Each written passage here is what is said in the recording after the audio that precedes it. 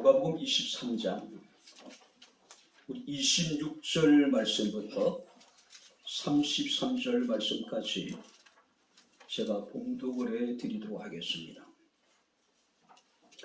그들이 예수를 끌고 갈 때에 시몬이라 하는 구레네 사람이 시골에서 오는 것을 붙들어 그에게 십자가를 지워 예수를 따르게 하더라. 또 백성과 및 그를 위하여 가슴을 치며 슬피 우는 여자의 큰 무리가 따라오는지라.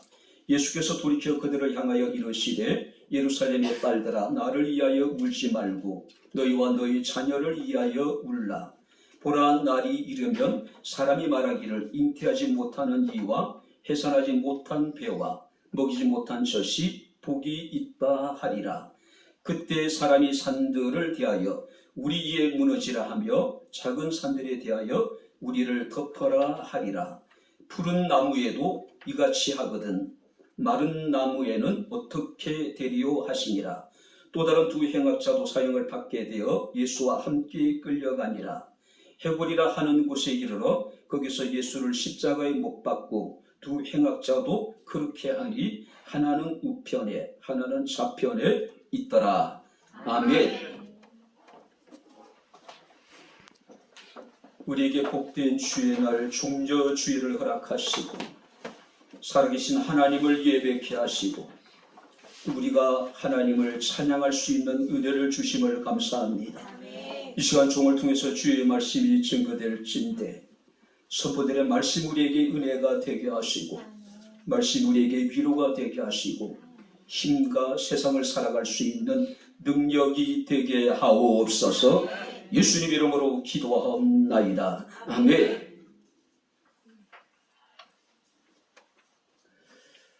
할렐루야. 우리 옆에 있는 분들과 하나님 우리와 함께 하십니다. 인사하겠습니다. 하나님 우리와 함께 하십니다. 할렐루야. 오늘은 종려주일이라고 이야기를 합니다. 예수께서 예루살렘에 입성하실 때에 많은 사람들이 종려나무 가지를 꺾어서 예수님을 환영한 것에서 유래되어진 여름절기죠. 자, 이스라엘 사람들에게 종려나무는 국가를 상징하는 나무입니다. 자, 오늘날 우리 그리스도인에게서 종려나무는 그리스도의 승리를 상징하는 것이고 또 마귀를 대적하는 상징물로 축복의 어떤 상징이 되어지고 있습니다. 자, 이 종려주일은 어느 예배보다도 엄숙하고 숙연한 마음으로 드리시는 그런 예배가 아닐까 생각이 됩니다. 그렇기 때문에 우리가 설교자들이 이 종려주일에서만큼은 우리가 온전히 하나님의 말씀에 근거해서 주의 말씀만을 전해야 될 필요성이 있지 않나 생각이 됩니다. 자, 예수님 당시의 사람들에게 금기어와 같은 단어가 있었습니다. 그게 무엇일까요? 아마 십자가가 아니었을까요? 입에 담기조차도 고통스럽고 끔찍하고 역겹기까지 한 것이 바로 이 십자가였습니다. 특별히 유대인들에게 있어서는 신명기 21장 23절 말씀을 보게 되면은 나무에 달린 자마다 저주를 받은 자라고 성경에 기록하고 있습니다. 혹자는 이르기를 십자가는 인류가 고안해낸 형벌 중에 가장 잔인하고 가장 혹독한 형벌이라고 이야기를 합니다. 자, 그렇기 때문에 이 십자가형이라고 하는 것은 로마에 반역한 사람들이거나 인간이기를 포기한 아주 악한 흉악한 죄인들에게 제한적으로 행해졌던 것이 바로 이 십자가의 형벌입니다. 자, 이 십자가의 형벌이라고 하는 것은 다시는 사람들로 하여금 그 끔찍한 그 처참한 모습을 보고 같은 죄를 내가 지지 말라고 하는 경계하기 목적으로 이 십자가형이 이루어지기도 했습니다. 자, 로마의 가장 위대한 응병가였던 키베루라고 하는 사람은 십자가의 형에 대해서 가장 잔인한 죽음이라고 이야기합니다. 그리고 가장 수치스러운 죽음이라고 이야기를 합니다. 그런데 우리 예수님이 그런 가장 수치스럽고 가장 잔인한 죽임을 당하셨다라고 하는 사실입니다. 예수에게 어떤 죄가 있었던 것이 아니고 허물이 있었던 것도 아닙니다. 어떤 도움을 받는 것도 아닙니다. 우리가 누가복음 23장 4절 말씀을 보니까 빌라도는 대제사장들 무리 앞에서 이런 이야기를 하죠. 내가 보니 이 사람에게 죄가 없도다. 죄가 없음에도 불구하고 십자가 향을 언도를 했다라고 하는 사실이죠. 뿐만 아니라 우리가 누가복음 23장 5절 말씀하니까 헤롯 왕도 예수를 신문하고 난 다음에 그에게서 죄를 찾지 못했다라고 이야기를 해요. 그리고 다시 빌라도가 무슨 악한 일을 했느냐? 나는 죽일 죄를 찾지 못했다. 자, 로마의 총독이었던 빌라도, 또 유대의 왕이었던 헤롯조차도 예수에게서 죽일 만한 죄를 찾지 못했다라고 인정을 했음에도 불구하고 결국은 예수님은 십자가에 달리시고 죽임을 당하셨다고 하는 겁니다. 자, 그리스도의 십자가는요, 로마서 5장 6절, 8절, 10절 말씀 보니까 우리가 연약하고 죄인되고 원수되었을 때에 우리를 향한 하나님의 사랑의 확증이라고 이야기를 하고 있습니다. 그런데 그 십자가 주변에는 많은 사람들이 있었어요. 자, 그들이 어떤 사람이었을까? 만약에 내가 그 현장에 있었다면 나는 어디에서 어떤 시각으로 예수의 십자가를 바라보았을까? 오늘 정교주를 통해서 맞이하면서 우리가 함께 말씀을 살피면서 함께 은혜를 나누도록 하겠습니다. 자, 어떤 군상들이 있었을까요? 자, 26절 말씀 우리 다시 한번 같이 읽겠습니다. 그들이 예수를 끌고 갈 때에 시몬이라는 구레네 사람이 시골에서 오는 것을 붙들어 그에게 십자가를 지워 예수를 따르게 했더라. 어떤 사람이 등장합니까? 예수를 대신해서 십자가를 지고 예수를 따랐던 구레네 사람 시몬입니다. 당시 십자가형을 집행할 때 보게 되면은 제수가 자신의 십자가를 지고 처형 장소까지 갑니다. 그리고 그 앞에는 로마 군인이 이 제수의 명패, 그러니까 이 제수의 제패를 앞세우고 가요. 자, 이것은 이 십자가의 형제를 바라보는 사람들로 하여금 경계하기 위한 목적입니다. 또 하나는 뭐냐면은 이 죄인에게 혹시라도 이 죄인의 무죄함을 변호해 줄 수 있는 증인이나 대변자를 불러내기 위한 죄인이 십자가에 달리기 전에 마지막 주어진 기회였어요. 사람들이 이 죄인이 십자가를 지고 올라가는 모습을 보면서 그 사람의 무죄를 증명할 수 있는 증인, 이 사람을 대변해 줄 수 있는 대변자가 있다면 나와서 이 사람을 변호해 주라는 이야기예요. 예수님은 아무런 죄가 없음에도 불구하고 그 누구도 그를 대변해 주지 않았죠. 그가 무죄하다는 사실을 증언해 주는 사람이 아무도 없었다고 하는 사실입니다. 예수님은 온갖 조롱과 멸시와 천대를 받으면서 온몸에 채찍을 맞으셨습니다. 이 채찍은 그냥 단순한 채찍이 아닙니다. 어떤 사람은 3갈래 갈라진 채찍이라고 얘기하고 어떤 사람은 9갈래로 갈라진 채찍이라고 이야기합니다. 그 채찍 끝에는 뭐냐면 납이 달려 있어요. 동물의 날카로운 뼈가 있습니다.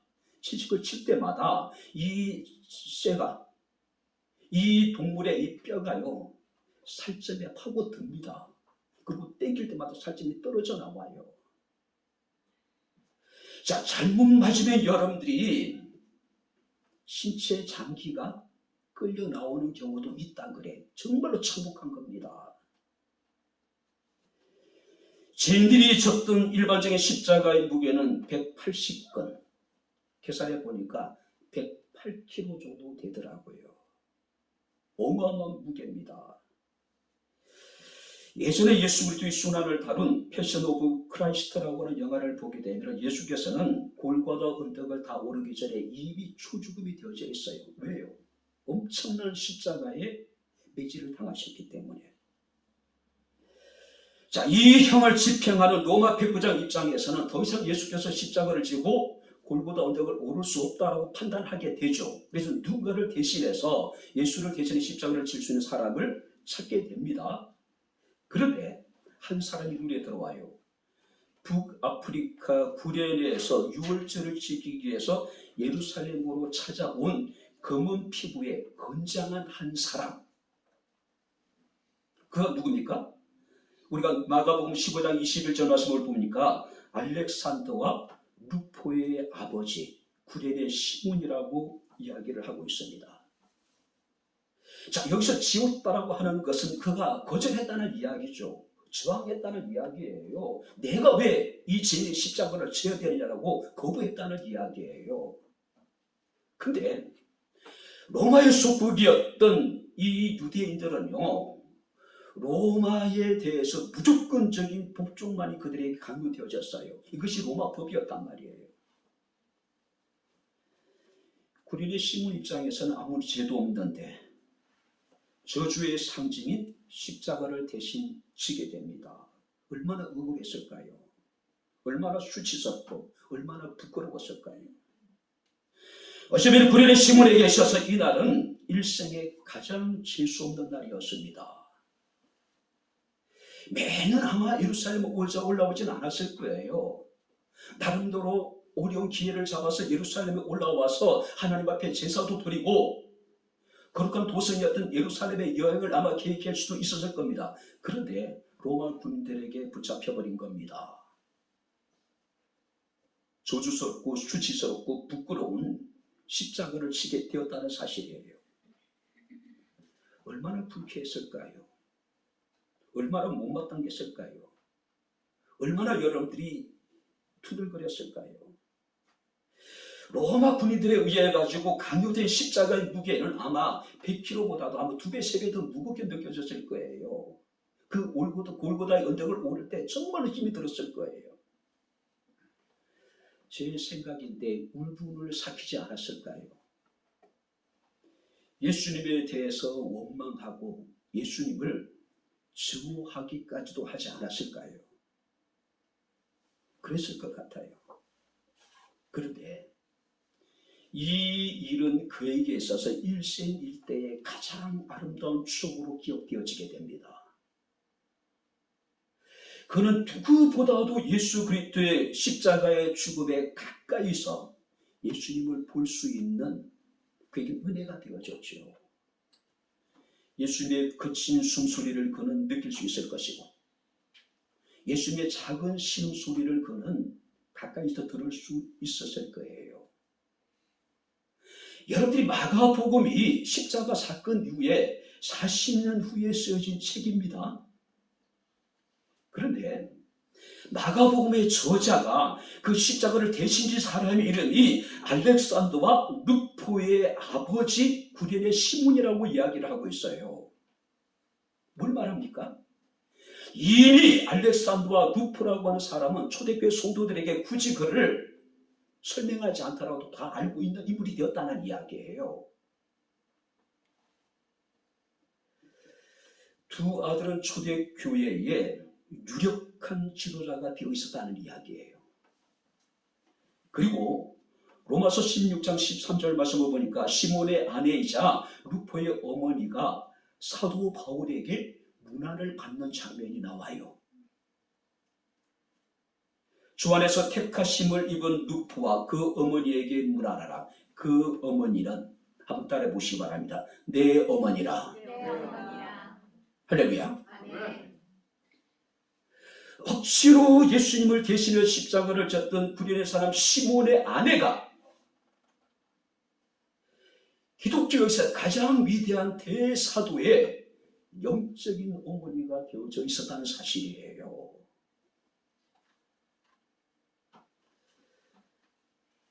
이것은 십자가를 경험한 시몬과 그 집에 어떤 변화가 나타난지 어떤 일이 있었는지를 증언해 주고 있는 중요한 단서가 되는 겁니다.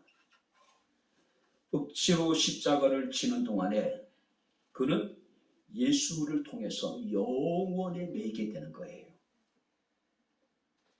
그 자식뿐만 아니라 그 아내와 그 자식들이 초대교회의 위대한 리더가 되어져 있는 겁니다.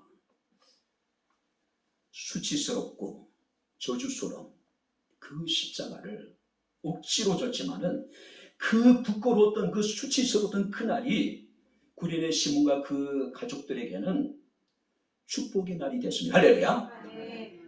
가장 영광스러운 날이 되어진 거예요. 억지로라도 구련의 시몬이 예수의 십자가를 지고 따랐을 때에 그의 삶이 변화됐습니다. 그의 가정이 복을 받았어요. 그의 자매들이 엄청난 하나님의 축복을 받게 되는 모습을 봅니다. 예수께서 마태복음 16장 24절에 우리에게 말씀하십니다. 누구든지 나를 따라오려거든 자기를 부인하고 자기 십자가를 지고 나를 따를 것이니라. 그렇다면 우리가 져야 될 십자가가 무엇일까요? 저는 우리 백향목교 성도들에게 자주 말씀을 드렸습니다. 보는 것이 사명입니다. 내가 알고 있는 것이 사명입니다. 내만 느껴지는 것이 사명이에요. 부담이 사명입니다. 할렐루야. 그것이 내가 져야 될 십자가예요. 하나님이 내게 무엇인가를 보게 하셨다면, 하나님이 나로 하여금 무엇인가를 알게 하셨다면, 하나님이 내게 무엇인가를 느끼게 할 때면, 하나님 내게 무엇인가 부담을 주셨다면 그것이 내가 져야 될 십자가예요. 그것이 내가 져야 될 십자가예요. 여러분들이 대홍수 이후에 노아가 포도농사를 짓고 그의 포도주를 담가서 취해서 잠이 들어요. 근데 술을 마시고 나니까 열이 나니까 몸을 다 벗어버려요. 벌거벗은 몸으로. 자, 제일 먼저 아버지의 벗은 모습을 본 사람이 누굽니까? 함이라고 하는 아들이었어요. 이 함은 자신의 아버지의 치부를 보고 그것을 덮어주기보다는 어떻게 합니까? 밖으로 나와서 형제들에게 알려요. 근데 또 다른 형제 셈과 야벳은 어떻게 합니까? 뒷걸음질 척합니다. 그리고 겉옷을 가지고 자신의 아버지의 치부를 덮어줘요. 함이 해야 될 일은요, 형제들에게 그 사실을 알리는 것이 아닙니다. 아버지의 치부를 사람들에게 나발부는 게 아닙니다. 덮어줘야 될 책임이 있는 거예요. 그거 해야 될 그 일이었어요. 근데 그는 그 일을 행하지 않는 겁니다. 형제들에게 아버지의 치부를 까발린 겁니다. 드러내버린 거예요. 보는 것이 사명입니다. 할렐루야. 아는 것이 사명입니다. 할렐루야. 느끼는 것이 사명입니다. 할렐루야. 부담이 사명이에요. 하나님이 내게 어떤 거룩한 부담을 준다면 하나님이 그 일을 내게 주신 사명을 우리가 받아들여야 되는 거예요. 구련의 시몬은 아무도 지지 않았던 예수님의 제자도 있을 것이고 예수께서 공생기간 동안 행하셨던 엄청난 기적을 목격했던 사람들이 있었어요. 그러나 예수의 십자가를 진 사람은 아프리카에서 온 검은 피부를 가진 신체 건강한 구련의 시몬이었다는 사실이에요. 두 번째, 여러분들이 어떤 사람이 있을까요? 자, 27절을 우리 다시 한번 같이 읽겠습니다. 또 백성과 및 그를 위하여 가슴을 치며 슬피 우는 여자의 큰 무리가 따라오는지라. 가슴을 치며 슬피 우는 여자의 큰 무리. 자, 여기서 가슴을 친다라는 것은 극한 슬픔을 나타내는 겁니다. 비탄한 여인들의 심정을 표현한 거예요. 자, 여기서 슬피 운다라고 하는 것은 애도한다는 뜻입니다. 애도는 우리가 장례 때 사용되어지는 여러분들이 표현입니다. 표현이에요. 애도합니다. 그죠? 죽음을 애도하듯이. 자, 그렇다면 이 여자들의 무리는 어떤 사람이었을까요? 자, 마태복음 27장 말씀을 보게 되면, 마가복음 15장 말씀을 보게 되면 막달라 마리아가 등장하고 야고보와 요셉의 어머니 마리아가 등장하고 세베대 아들의 어머니도 등장합니다. 그들 같은 이해가 될 것 같아요. 그런데 여기서 예수님의 십자가의 처참한 고난 앞에서 가슴을 치며 슬퍼하며 예수의 뒤를 따랐던 여인들은 그들이 아니에요. 그들은 예루살렘의 여인들입니다. 예수님의 공생의 대부분이 갈릴리 지역에서 행해졌습니다. 그렇다면 예루살렘의 여인들은 상대적으로 예수님과 직접적인 접촉할 수 있는 기회가 적었어요. 실제적으로 여러분들 우리가 막달라 마리아 다른 여인들은 멀찍이 서 있었어요. 그런데 예수께서 앞서 행하시되 가장 지근거리에서 슬퍼하며 가슴을 치며 예수를 따랐던 무리들은 예루살렘의 여인들이에요. 수많은 여러분들이 군중들 가운데 섞여 있었던 한 무리의 여인들이었어요. 한 무리의 여인들. 애도하거나 통곡하는 여인들이 비탄한 심정을 유사한 동사를 반복해 사용할 수 있는 것은 뭘 의미합니까? 그 여인의 비참한 심정이 얼마나 강했는가를 보여주고 있는 거예요. 정작 예수님을 따랐던 제자들이나 예수님과 함께했던 수많은 여러분들이 갈릴리의 여자들은 멀찍이 서 있었는데 어쩌면 예수와 전혀 관계없었던 이 여인의 무리들이 예수의 뒤를 따르면서 지금 사실 가슴을 치면서 슬퍼하고 있는 거예요. 이런 장면을 한번 그려보는 게 어떻습니까? 부모님이 돌아가셨는데 자식들은 오히려 무덤덤하고 자신과는 관계가 없는 것처럼 멀찍이 온산 쳐다보듯이 그런 태도를 가진다면 오히려 그 가까이 있던 사람들이 안타깝게 여기고 그 죽음을 애도하고 슬퍼하고 이런 일이 벌어지다면 어떻게 할까요?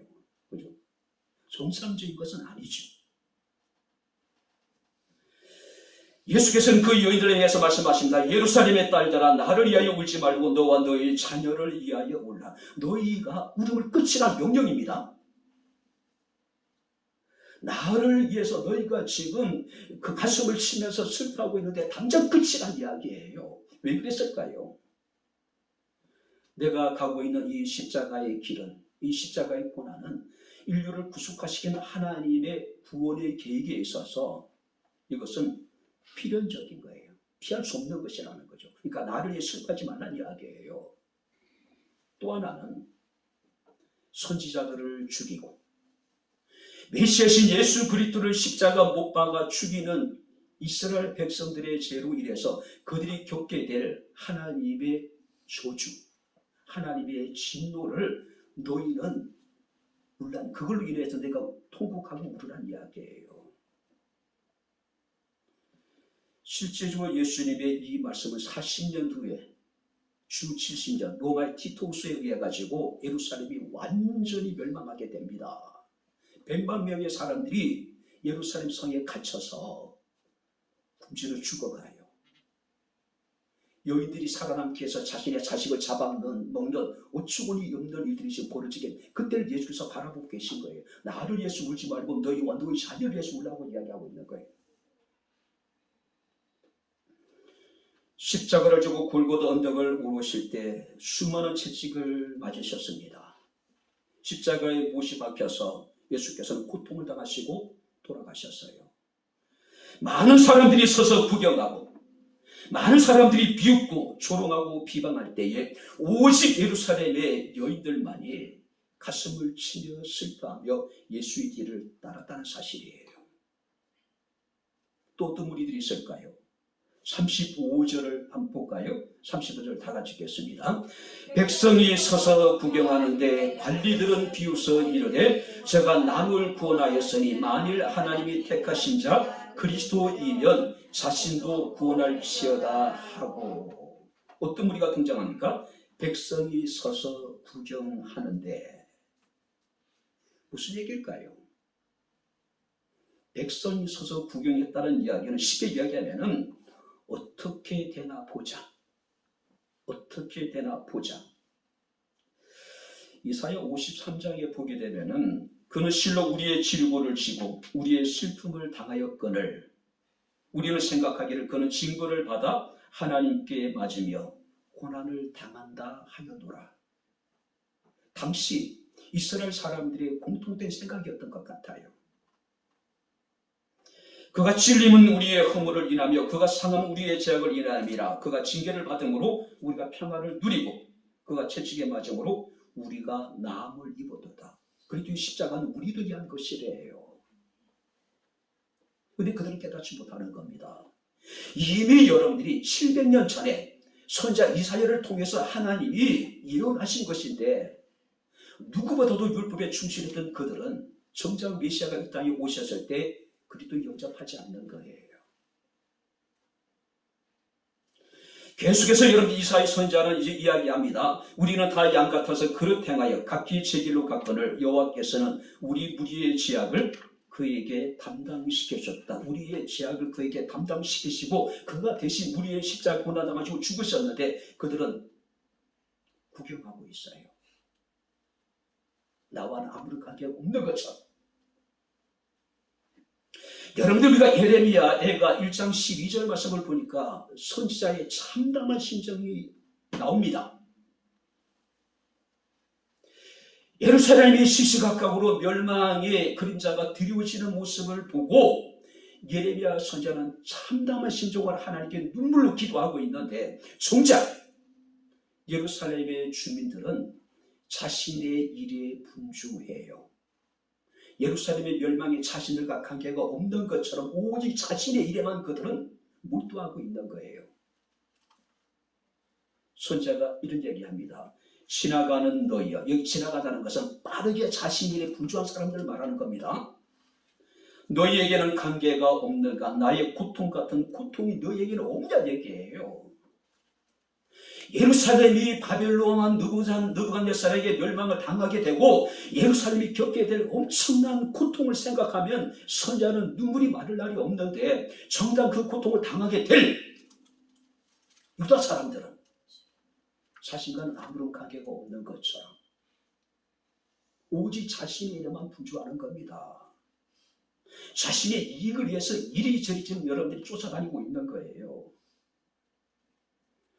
어쩌면 여러분들이 여기서 구경하고 있는 이 사람도 예수님의 십자가의 고난이 자신과는 관계가 없는 것처럼 무심하게 십자가를 바라보고 있었던 거죠. 그런데 48절 말씀을 보니까 그들이 가슴을 치며 돌아갔다. 무슨 얘기일까요? 십자가형이 집행되는 과정에 예수께서 행하셨던 일들, 나타날 여러 가지 현상을 통해서 그들은 가슴을 친 거예요. 후회한 거예요. 양심의 가책을 느꼈다라고 하는 사실이에요.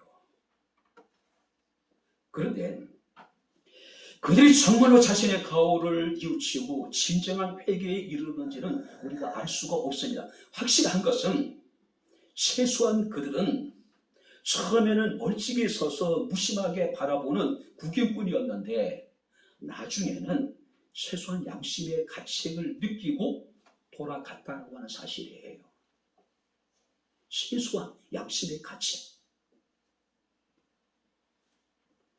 말하여 35절에 이렇게 기록하고 있습니다. 백성이 서서 구경하는데 관리들은, 누구들이라고요? 관리들은 비웃어 이르되 저가 남을 구원하였으니 만일 하나님이 택하신 자 그리스도이면 자신도 구원할지어다. 예수님을 비웃고 예수님을 조롱하고 예수님을 비방하는 무리들도 있었습니다. 여러분들은 아무리 악한 사람이라도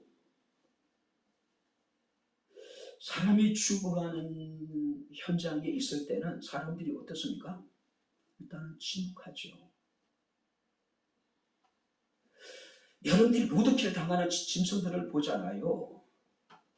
그 사람들의 마음이 어떻습니까? 안타까운 마음을 가지잖아요. 그죠? 사람이라는 게 모든 죽음에 대해서 사람들이 숙연한 마음을 갖고 엄숙한 마음을 갖는 것이 사람의 인지상정이에요. 그런데 그들은 예수께서 죽어가는 모습을 보면서 비웃습니다. 조롱합니다. 비방해요.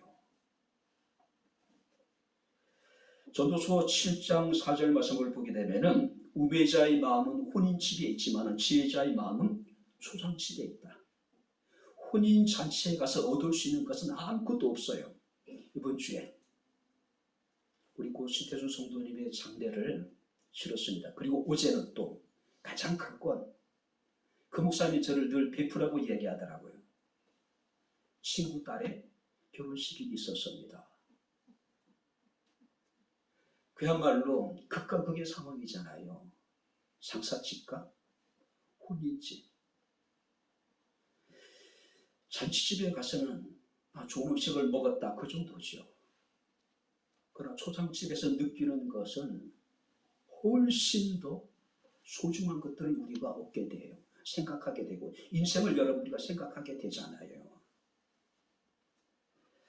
아무리 여러분들이 사악한 사람이라도 사람들이 죽어가고 있는데, 그것도 가장 처참한 수치스러운 십자가를 지고 고통을 당하시며 돌아가시고 있는데, 그것을 비웃고 그것을 조롱하고 그것을 비방한다는 것은 인간의 길을 포기한 사람들이죠. 그죠? 백성들은 그저 연민을 가지고 조용히 바라보고 있는데 관리들은 오히려 예수님을 비웃고 있어요. 자, 여기서 관리들은 누굴까요? 마가복음 15장 29절 31절 보시니까 그들의 정체가 드러납니다. 누구냐면은 그들은 대제사장들과 서기관들이에요. 죄 없으신 예수님을 죽이라고 백성들을 사주했던 인물이 바로 대제사장들이에요. 서기관들입니다. 그리고 30절 37절 말씀 보니까 로마의 군인도 희롱했다. 예수께서 목마르다고 말씀을 하셨을 때에 그들은 어떻게 합니까? 먹을 수 없는 포도주를 예수의 입에 대요. 이것은 여러 가지 의미가 있는데 저는 이걸 이렇게 해석하고 싶습니다. 예수님의 고통을 더 가중시키는 사악한 여러분들이 일이에요. 먹을 수 없는 신포도주를 예수 입에 대면서 예수를 더 수치스럽게 만드는 겁니다. 더 비참하게 만드는 거예요. 이런 일을 그들이 서슴지 않았다는 거죠. 희롱했다고 이야기하잖아요. 정말로 고통당하는 사람의 물 한 모금, 고통당하는 사람의 포도주 한 모금을 주는 것이 아니라 먹을 수 없는 것을 주어서 그를 더 고통 가중시키고 그를 더 수치스럽게 만들고 있는 거예요. 그리고 조롱하고 있는 겁니다. 어떻게 인간이 이럴 수가 있었을까요? 39절 말씀 보니까 더 기가 막힌 것은 예수와 함께 그날 십자가형을 받은 한편의 강도가 예수를 비방했다는 사실이에요. 한편의 강도. 다른 행악자 중 하나는 비방하여 이르되 내가 그리스도가 아니냐, 너와 우리를 구원하라. 근데 다른 성경을 말씀을 보니까 그들이 대제사장들과 서기관들과 함께 예수를 욕했대요. 마치 자기 자신이 대제사장과 서기관들의 무리와 같을 거라고 생각했나 봐요. 함께 비방하면서. 착각 속에 있는 거죠. 역사가 요세푸스라고 하는 사람이 보게 되면은 당시에는요, 로마에 항거했던 영웅적인 강도들이 있었대요. 그러니까 로마인들의 보기에는 강도지만 유대인들에게 보기에는 그들은 독립운동가들이었어요. 영웅이었습니다. 그래서 목자는 이 두 강도가 빌라도가 죄인 중에 하나를 석박하는 관례가 있었다고 얘기하잖아요. 누구를 놓아주겠네 했을 때 사람들이 바라바를 외치잖아요. 바라바는 단순한 강도가 아니었다고 이야기합니다. 유대 독립투사라고 이야기를 하죠.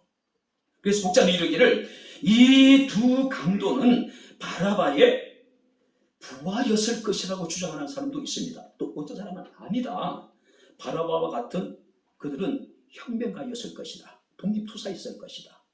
근데 바라바는 노이고 이들은 지금 예수와 함께 십자가형을 지금 당하게 되는 겁니다. 그런데 한 사람은 예수님을 비방했는데 한 사람은 예수님을 영접하죠. 예수여 당신의 나라 임하실 때에 나를 기억하소서. 주께서 말씀하십니다. 내가 진실로 내게 이르노니 오늘 내가 나와 함께 나그네 있으리라. 기가 막히지 않습니까? 같은 형을 받은 강도가 예수님을 비방했다. 한편 강도는 뭐라고 얘기합니까? 우리는 우리가 받는 형벌에 당연하지만은 저는 죄가 없으신 분이라고 이야기를 하고 있잖아요.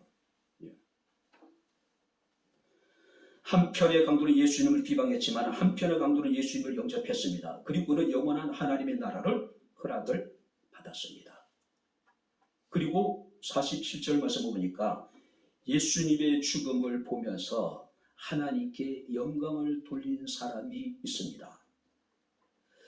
백부장이 그 된 일을 보고 하나님께 영광을 돌려 이르되 이 사람은 정령의인이었다. 다른 성경은 진정 하나님의 아들이라는 놀라운 고백을 합니다.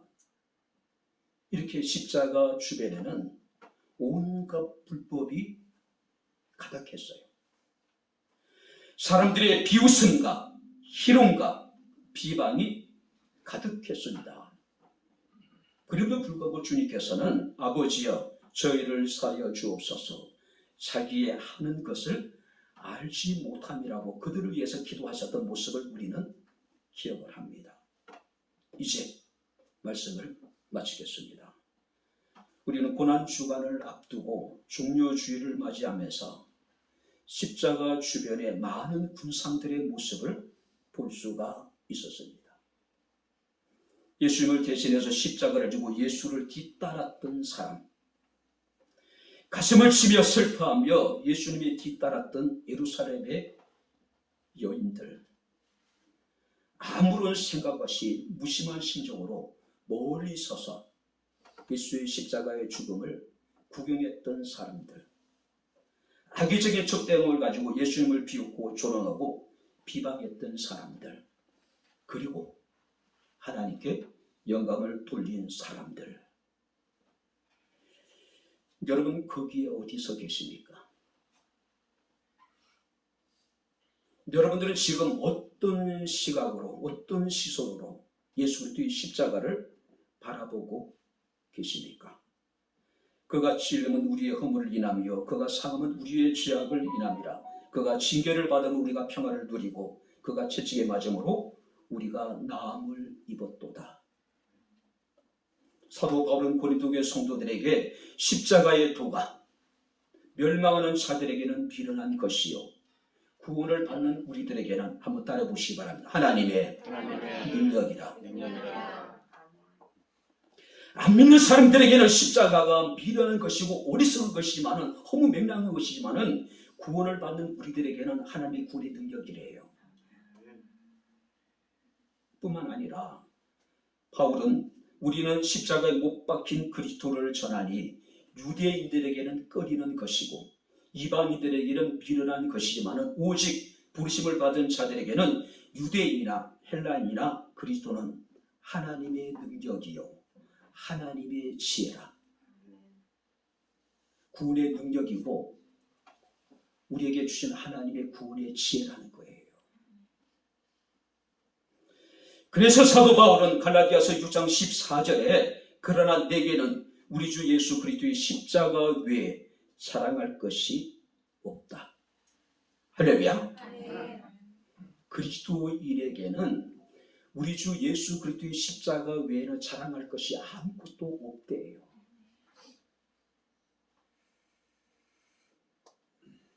골로새서 1장 24절에 나는 이제 그리스도의 남은 고난을 그의 몸된 교회를 위하여 내 육체 채우노라.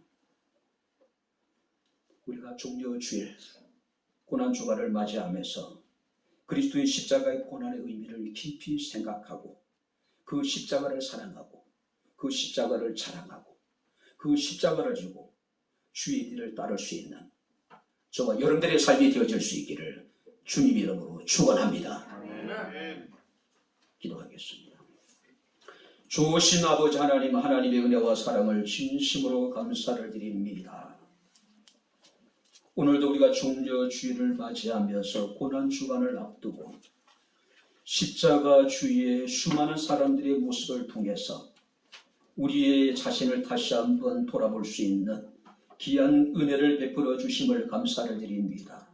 지금 내가 주님 앞에 어떤 모습으로 어디에 서 있는지 우리 스스로를 다시 한번 돌아볼 수 있는 아름다운 귀한 시간 되게 하옵소서.